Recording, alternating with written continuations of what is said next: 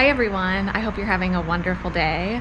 Today I'm here at Conestoga House and Gardens. I'm just going to be walking around the gardens today, enjoying those last few days before the first frost here, and I thought you might like to join me. So Conestoga House and Gardens is 7.8 acres, and for many years we could actually come to this garden for free. The house was built in 1812, and its original owner was one of the members of the Hershey family, from Hershey's chocolate. She was the original owner, and at that point the property functioned as a tavern and an inn. Now years passed, and I believe a media mogul took over by the name of Steinman, and it's because of his foundation that we were able to come here for free for so many years. And just this past year it sold to an investment firm, I believe, and I have not been here since that happened. So now it costs $10, and I'm not totally sure about if they made any changes or what we'll see different than other years. But in years past, it's been a strong focus on using tropicals outside. You'll almost see a lot of houseplants, at least houseplants for our zone 6B, out in the landscape. A lot of container gardening, and there's some really beautiful water features here, as well as a lovely orangery that reminds me of those old 1950s, 1960s movies that I love with people like Doris Day. So let's just walk around the gardens together and just enjoy some time in nature.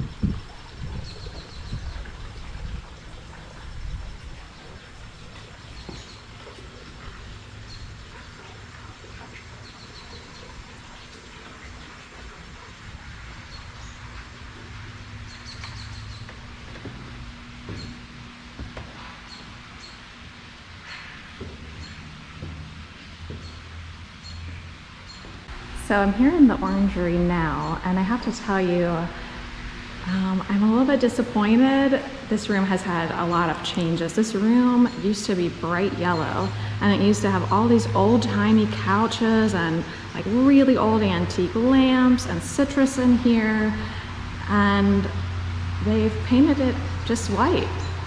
So I'm guessing maybe they did that because they want to use it for events and they want more of a neutral color. I'm not sure, but if I can find a picture of what it used to look like in here for everybody, I'll go ahead and flash it on the screen.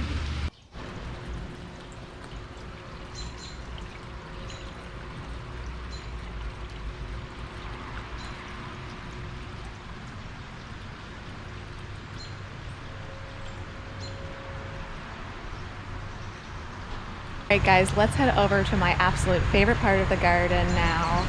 It's just this beautiful little hideaway, and I think it's very appropriately called the Boxwood Garden.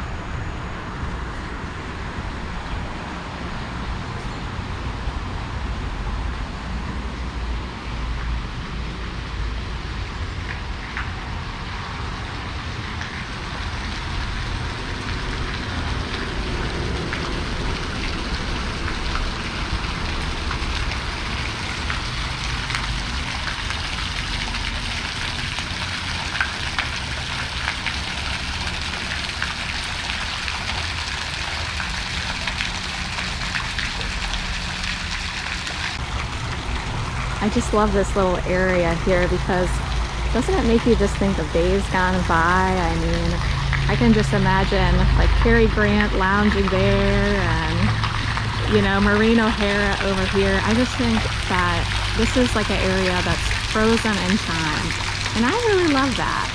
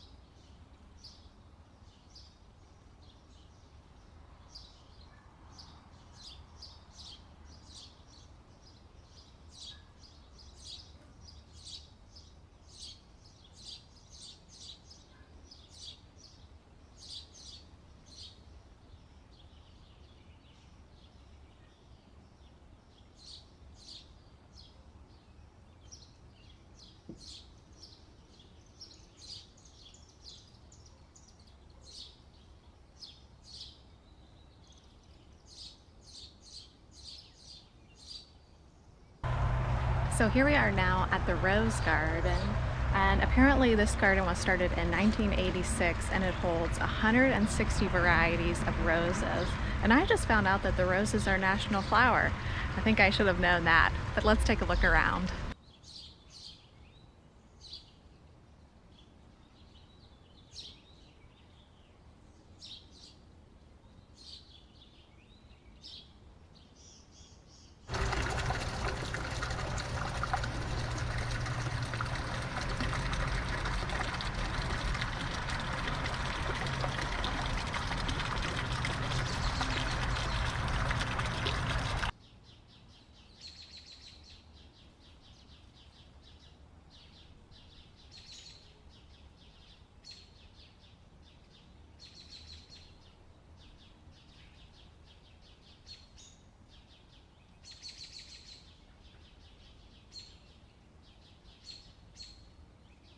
Well guys, I think that brings us to the end of our tour. It's just such a beautiful garden and such a beautiful home, really, more than anything. I just love all the stonework, and it's really interesting to see that what they did, instead of planting the houseplants or the tropicals in the ground, is that they basically just sunk all the pots. I didn't really see any of these tropicals or houseplants actually planted. It was just the pot sunk into the ground, and then it looks like what they do is go ahead and put them in the greenhouse over the winter.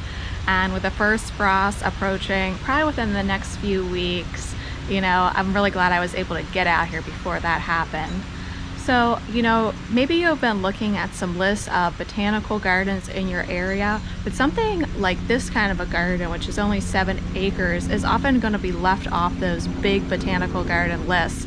So it's really wonderful to chat with some other gardens and find out if there are any kind of hidden gem gardens in your area that you can tour. So if you know of any hidden gem gardens in your area, I would sure love to hear about them. And I'm just really thankful that I could share this one with you. Well, until next time, happy gardening. Bye.